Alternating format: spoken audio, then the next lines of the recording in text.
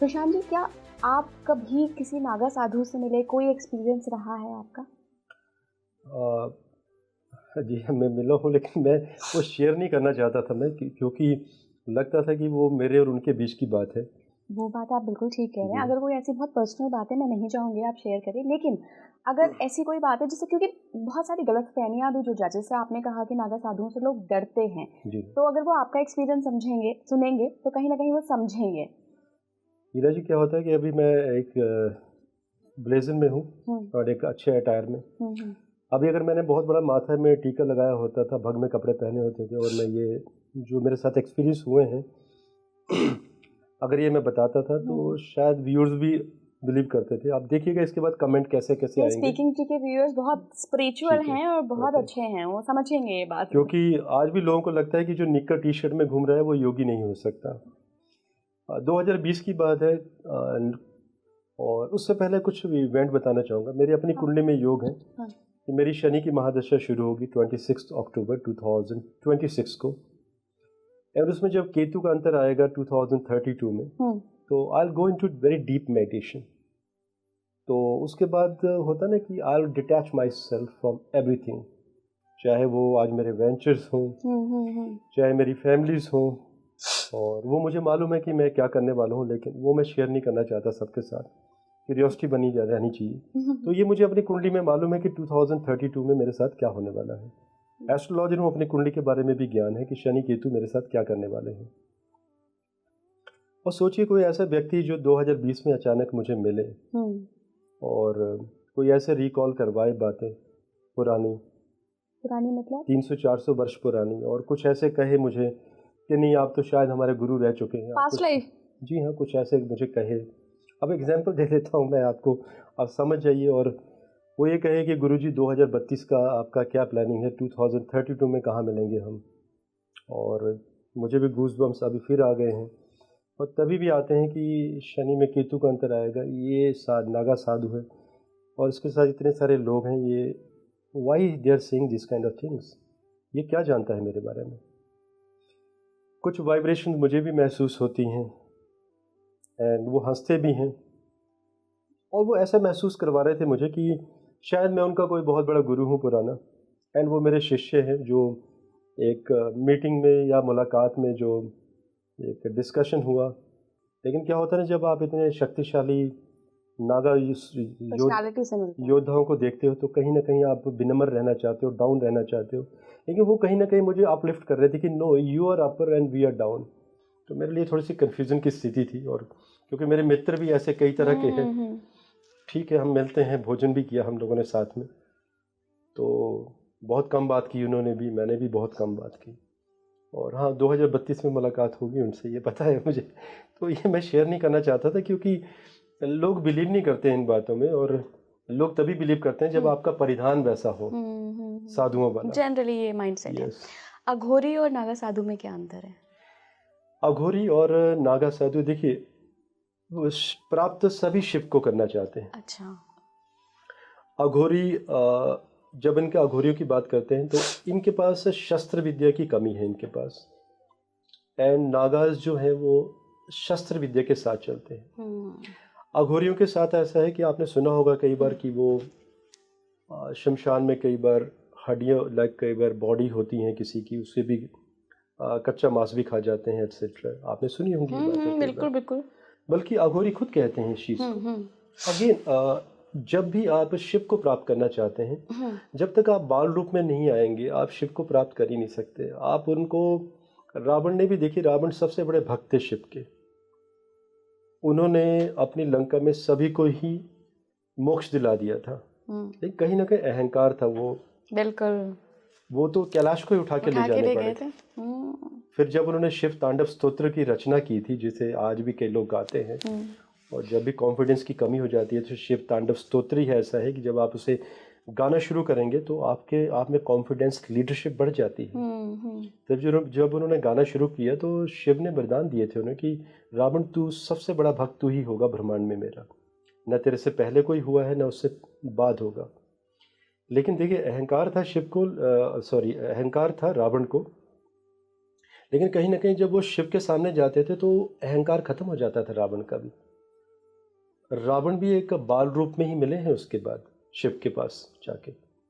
रावण का वो अहंकार उसी समय खत्म हो गया था जब वो कैलाश को उठाने वाले थे। तो आप कह रहे हैं कि अघोरी कच्चा मांस इसलिए खाते हैं या जो भी उनकी प्रैक्टिसेस होती हैं क्योंकि वो बिल्कुल उनको पता नहीं होता, वो बिल्कुल बाल रूप में रहना। बाल रूप में उनके लिए ये है कि अच्छा ये भी खा लिया, वो भी खा लिया, चलो मिल गया ऐसे तो भी ये कर खा लिए, लेते हैं। कुछ भी खा लिया। तो हाँ। उनको ये है कि हमने बस वो जो शरीर है, आत्मा है, हमने शिव को समर्पण कर दिया है इस आत्मा का, शरीर का। मेरा ये मानना है कि अगर किसी को कोई आघोरी मिले या नागा साधु मिले, बैठना चाहिए, समय देना चाहिए इनके साथ। समय आप नहीं दे रहे हैं, आप उनका समय ले रहे हो, वो समय देते नहीं हैं।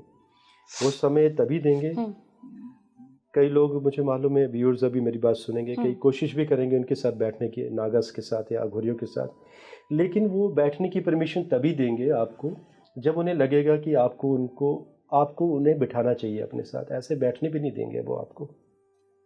एंड देखिए, वो कभी भी घातक नहीं हो सकते, कभी भी किसी का अहित नहीं करेंगे वो, क्योंकि जो गॉड शिवा का है वो किसी को अहित नहीं करेगा वो किसी का। एक और सवाल है मेरा कि क्या ये वही साधु हैं, नागा साधु, जो अक्सर हम बहुत लोगों के लाइव एक्सपीरियंस रहे हैं, जो हिमालय में कहीं गुफाओं में अंदर तपस्या कर रहे होते हैं, लोगों से नहीं मिलते हैं, उनके पास सिद्धियां होती हैं। कई लोग तो ऐसे दावे करते हैं कि उन्होंने एक साधु को आसमान में उड़ते हुए तपस्या में लीन देखा है। तो ये वही नागा साधु हैं? जब ये ऐसे लोग कहते हैं तो मैं बिल्कुल यकीन करता हूँ। जब लोग कहते हैं कि किसी को तपस्या में अपलिफ्ट देखा, या उन्होंने शाम के समय कोई लाइट देखी, या दूसरे प्लैनेट से, मे बी कैपलर 22 से कुछ लोग मिलने आते हैं, गंधर्व वगैरह, तो नागा से मिलने आते हैं, तो वहीं रहते हैं ये, और कई लोगों को मिले भी हैं। और देखिए, मिलेंगे उन्हीं को जिनके साथ कोई कनेक्टिविटी होगी, हर एक किसी को नहीं मिलेंगे, क्योंकि कैपलर 22 से ये मेरा मानना है कि वहाँ हमारे इंद्रलोक तो सुना ही होगा आपने। हाँ, जी, हमारे जब रामायण महाभारत सबने देखी है, कहाँ है इंद्रलोक आज? कहीं तो है, शनि के नज़दीक है, कहीं किसी न किसी प्लैनेट के आसपास। तो नासा भी कहता है कि कैपलर 22 में शायद लाइफ है, लेकिन कई लोगों को ये नहीं पता कि कैपलर 22 अभी देखिए एक्सप्लोर नहीं हुए हैं सारे प्लैनेट्स। आपको क्या लगता है इसके बारे में? 2026 में अभी बहुत सारे गंधर्व पृथ्वी में मूव करना शुरू करेंगे।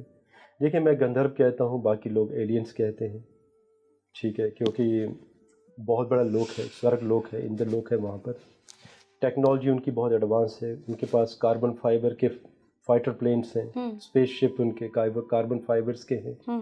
तो जब भी पृथ्वी में मूव करते हैं तो कोई ना कोई मोमेंट्स देखने आते हैं। वो कई बार हमारा ख्याल भी रखते हैं, और कई बार कुछ ऐसे भी हैं जो ये भी सोचते हैं कि कहाँ पे कब्जा किया जाए। और कैलाश में हमेशा उनकी मोमेंट रहती है, अलास्का में मोमेंट रहती है उसकी अक्सर, और ये ज़्यादातर मोमेंट वहीं करते हैं जहाँ पर उनको ठंडे इलाके मिलते हैं। जैसे मैं एक एग्जांपल देता हूँ, हमारे एस्ट्रो कपूर यूट्यूब चैनल में मैंने नवंबर 2020 में मैंने वीडियो दिया था कि जैसे ही 22 दिसंबर 2020 को गुरु और शनि 800 वर्षों के बाद जब एक ही लैटिट्यूड एंड लॉन्गिट्यूड पे होंगे, तब शनि पे तूफान आएगा। एंड वहाँ पर जितने भी प्लैनेट्स के आसपास जो स्मॉल प्लैनेट्स हैं, जहाँ पर इनके स्पेसशिप हैं गंधर्वों के, ये पृथ्वी की तरह मूवमेंट करेंगे। आप पुराने वीडियोस देख लीजिए, 25, 26, 23 की आसपास की बात है कि उस समय पृथ्वी में बहुत सारी मूवमेंट देखी गई है एलियंस की। अभी तक नासा ने, किसी ने ऐसा डिक्लेयर नहीं किया कि शनि पे उस समय तूफान आया था, टॉर्नेडो आया था, लेकिन मेरा ज्योतिष कहता है कि वहाँ पे टॉर्नेडो आया था। मैंने एक कैलकुलेशन की थी। एंड ये गंधर्व और नागा साधु की क्या कहानी है? क्योंकि देखिए, जब भी शिव को प्राप्त करना है आपको, नागा साधुओं को भी कहीं ना कहीं स्वर्ग लोक से कुछ ऐसी रहस्य में वहाँ पर चीज़ें हैं, मे भी शायद वैदिक मंत्र ऐसे हैं, क्योंकि हमारे जो वेदास हैं चारों, उनके कई श्लोक तो फूट चुके हैं। और आज भी ऐसा माना जाता है कि कैलाश के नीचे एक रहस्यमयी दुनिया है, जहाँ पर हमारे ग्रंथ हैं बहुत सारे, जो जानवर विलुप्त हो गए हैं।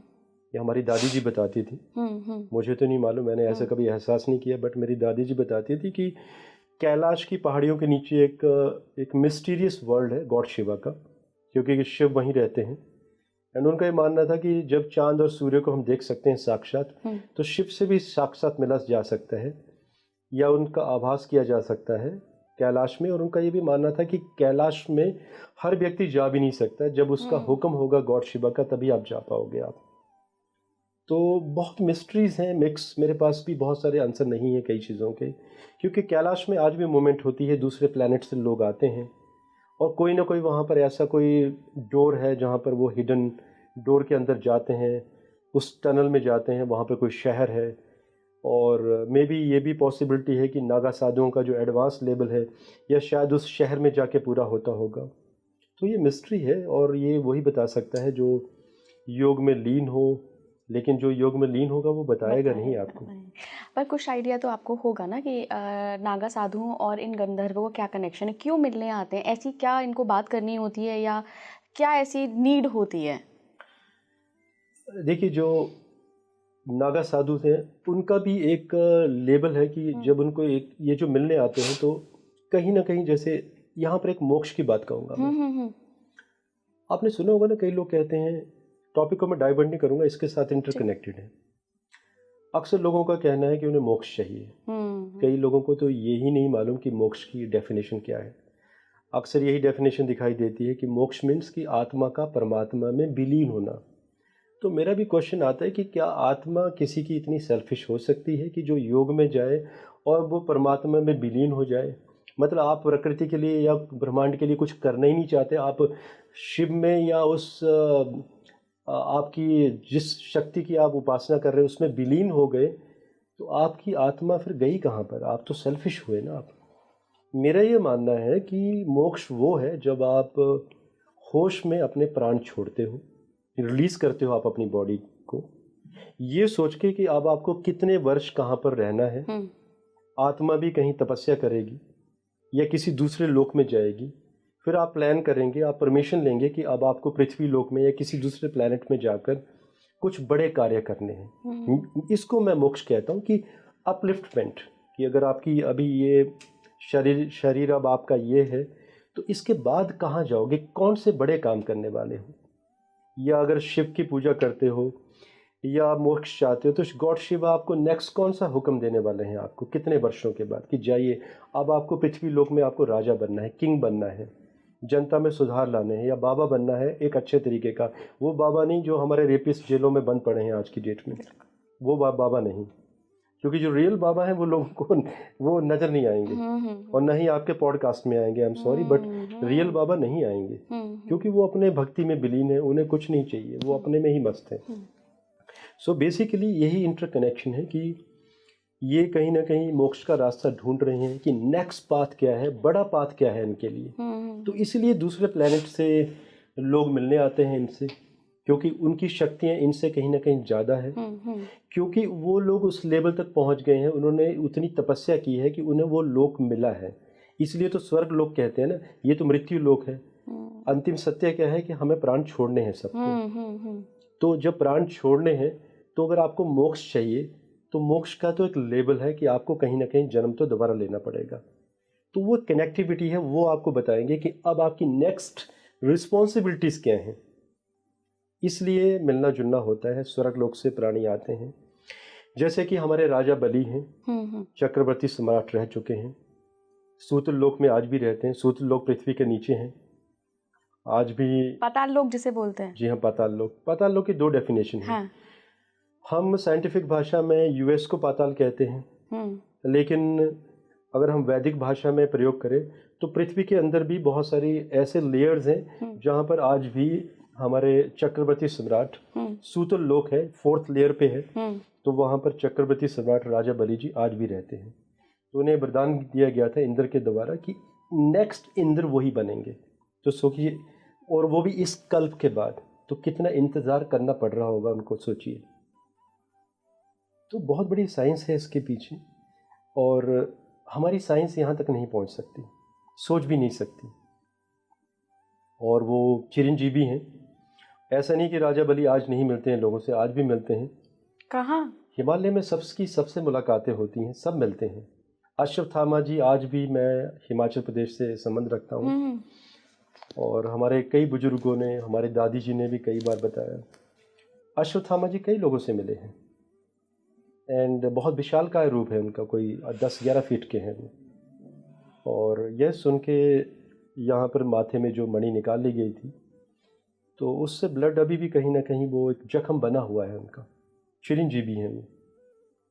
ऐसा माना जाता है कि जब कल की अवतार होगा तो उसकी सहायता के लिए सभी लोग आएंगे, जिसमें विभीषण भी आएंगे।